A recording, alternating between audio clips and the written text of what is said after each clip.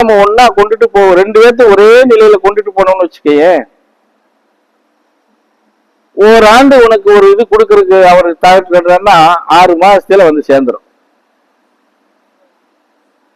எப்படி 6 மாசத்துல நமக்கு தேவை என்ன கேட்டோமோ அது வந்துடும். ஆனா அப்படி நம்ம அப்படி வணங்க கத்துக்கிறோமா?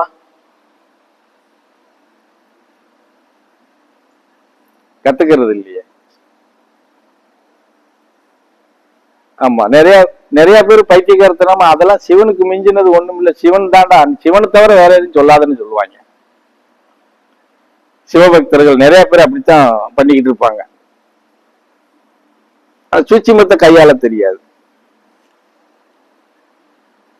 கையாள தெரிஞ்சவங்க ஒரே ஒரு நபர்கள் யாரு அப்படின்னா சித்தர்கள் வழிபாட்டில் இருக்கிறவங்க மாத்திரம்தான், சித்தர்கள் லைன்ல இருக்கிறவங்க மாத்திரம்தான் அவங்களுக்கு தெரியும். ஏன்னா அவங்களுக்கு தான் சொல்லி கொடுத்துருப்பாங்க.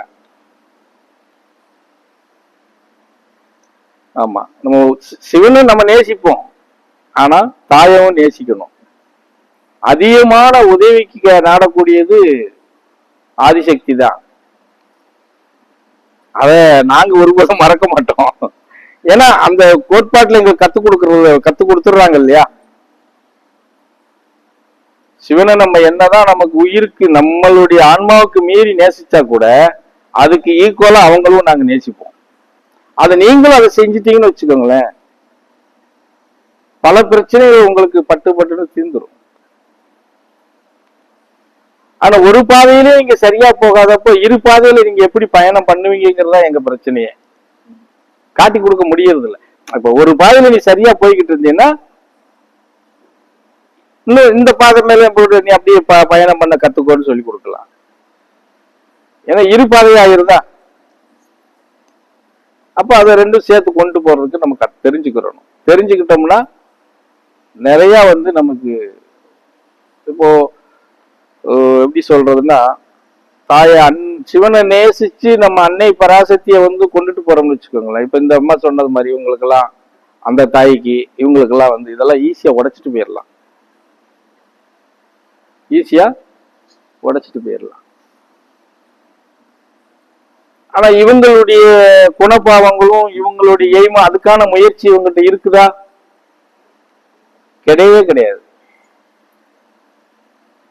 கிடையவே கிடையாது. அது வந்துட்டோம், அவ்வளவுதான், பார்க்கலாம். அதுக்கு என்ன அப்படிங்கிற அந்த வழிமுறை என்னவோ அதை தெரிஞ்சுக்கிறேன்னு விரும்பவும் மாட்டாங்க. அப்படியே அதை இது பண்ணாலும் அதை பின்பற்றுறதுக்கு ரொம்ப சிரமப்படுவாங்க. அப்ப அதை நம்ம பின்பற்றினால் மாத்திரம்தான் இது நமக்கு நடக்கும் அப்படின்னு முடிவுக்கு வந்துட்டாங்கன்னா அதை செஞ்சுருவாங்க. அது பிடிக்கணும் இல்ல. அது ஈஸியான வழிமுறை தான். இன்னும் சொல்ல போனா இந்த மாதிரி இதெல்லாம் ஈஸியான வழிமுறை தான். வீட்டுல நம்ம எந்த இல்லத்துல இருக்கிறோமோ அங்க ஜோதி ஏற்றி விட்டு ஜோதிக்கு முன்னாடி டெய்லி 1.5 மணி நேரம் உட்காந்து அதுக்கான அந்த துதியை பாடும்போது என்னாச்சு, அதுக்கான அந்த துதியை பாடும்போது அது வேலை செய்யும். இது எங்க குறையா அவங்க குறையானெல்லாம் நிறைய யோசிச்சுட்டு இருக்கிறாங்க. யாரு குறை எதுவா இருந்தாலும் பரவாயில்ல. புரியா? தாயே பரமேஸ்வரா பராசக்தி, என் தாயே, என் தெய்வமே, என் வாழ்க்கைய இப்படி பரிதவிக்க விட்டு வேடிக்கை பார்க்காத. நீ எப்படி ஆடலும் பாடலோட மகிழ்ச்சியா இருக்கிறியோ அதுல ஒரு சிறிய அளவு எனக்கும் பகிர்ந்து கொடு. அப்படிதான் இவங்கெல்லாம் கேட்கணும் வரமே. எப்படி நீ எப்படி மகிழ்ச்சியா ஆடலும் பாடலுமா மகிழ்ச்சியா இருக்கியோ அதுல ஒரு சிறிய அளவு எங்களுக்கு பகிர்ந்து கொடு அப்படின்னு தான் கேட்கணும். அது அன்றாடம் கேட்டுக்கிட்டே இருக்கணும், புலம்பிக்கிட்டே இருக்கணும். செய்வாங்களா? இதெல்லாம் இருக்கு. இதே மாதிரி தான் எல்லாத்துக்குமே இருக்கு. தொழிலுக்கு எப்படிங்கிறது, தொழிலுக்கும் அப்படித்தான். விடாமுயற்சி அதை பண்ணிக்கிட்டே இருக்கணும். என்ன கொடுத்துருக்கிறோமோ அது இல்லையா, இப்படி எல்லாமே போய்கிட்டே இருக்கணும். அப்ப அந்த முயற்சி எதுவா இருந்தாலும் நாம இறைவனை நாடி போகணும்னு முடிவு எடுத்து ஜெயிக்கணும்னு முடிவு பண்ணினால் அதுக்கு நாட்கள் தேவைப்படும், காலங்கள் போய்கிட்டே தான் இருக்கும். நம்ம முயற்சி அதுக்கு தகுந்தது மாதிரி எவ்வளவு வேகமா போறோமோ அதுக்கு தகுந்தது மாதிரி அது குறைக்கப்படும். நாம ஏதோ இன்னைக்கு ஒரு நாளைக்கு கொஞ்ச நேரம் உட்காந்து மன்றாடிட்டு 2 வாரம் படுத்து தூங்கிட்டு 3வது வாரத்துல ஒரு நாள் மன்றாடிட்டு இப்படியே இருந்தா எதுவுமே இருக்காது. எந்த ஒரு அப்ப நம்மது என்ன நினைப்போம், வேலைக்கு போறேன், கிடைச்ச நேரத்துல கும்பிடுறேன், வணங்குறேன், எனக்கு ஒண்ணும் நடக்கல, கிடைச்ச நேரத்துல நான் கும்பிடுறேன்னு யாரும் சொல்ல மாட்டாங்க. அட போயா, நானும் டெய்லியும் வந்து மன்றாடி தான் பாக்குறேன், புலம்பித்தான் பாக்குறேன், எனக்கு ஒண்ணுமே நடக்கல அப்படிம்பாங்க. இப்ப நீங்களே இருக்கிறீங்க, எத்தனை மன்றாடுறீங்க? நீங்க தினமும் மன்றாடுறவங்க எத்தனை பேர் இருக்கீங்க சொல்லுங்க. வீட்டுல கணவன் ஒரு வார்த்தை கோபமா பேசிட்டாருன்னா அன்னைக்கு சாமியும் இல்ல, சம்பிரதாயம் இல்ல, ஒரு கழுதியும் இல்ல, போ அப்படின்னு உட்காந்துக்கிறீங்க. சரியா? வீட்டுல இருக்கிற ஆம்பளைக்கு அன்னைக்கு இருக்கிற மனைவியா வந்து சரியான பராமரிப்பு கொடுக்கலன்னு வச்சுக்கீங்க, உங்களுக்கு உழைச்சு போட்டு நான் என்ன செய்ய, ஒரு கழுதியும் கிடையாது, சாமியும் கிடையாது, ஒண்ணும் கிடையாது, போ, அவங்க தூக்கி போட்டு போயிடுவாங்க. சரியா? அப்புறம் எங்க கூடி நீங்க வந்து விடாம சாமியை கும்பிடுவீங்க? அது ஒன்னும் பாலா போன காலம் பார்த்தீங்கன்னா இல்லறவாதிகளுக்கு பெரிய சிக்கல் என்னன்னா, ஒவ்வொன்றும் அவங்களுக்கு வந்து அந்த பிரதானமான நேரத்துலதான் அவங்கள பிடிக்கணும். அந்த நேரத்துலதான் அவங்களுக்கு தொல்லையே நிறைய இருக்கும். ஆம்பளைக்கா இருந்தாலும் பொம்பளைக்கா இருந்தாலும் இந்த தொல்லை பெரிய தொல்லையா இருக்கும். அதை புரிஞ்சுக்கிட்டு நம்ம குடும்பத்துல இருக்கிறவங்க நம்ம வந்து ஆணா இருந்தாலும் பொண்ணா இருந்தாலும் பயணம் பண்ணுவோம்னா பண்ண மாட்டோம். அந்த சிக்கல் ஆகி போயிருக்கு. ஆனா அதை மாத்த முடியுமானா மாத்த முடியாது.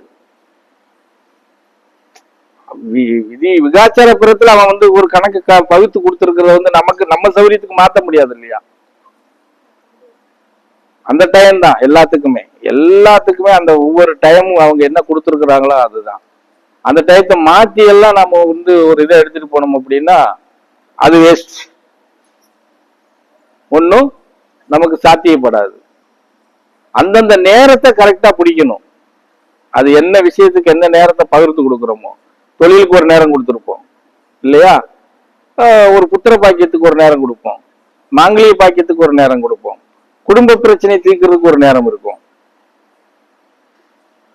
இதெல்லாம் அந்த நேரத்தை கரெக்டா நம்ம வந்து பின்பற்றணும். அப்பதான் அது வந்து நமக்கு சாத்தியத்துக்கு வரும். அப்ப அதெல்லாம் வந்து நம்ம பின்பற்றோமா?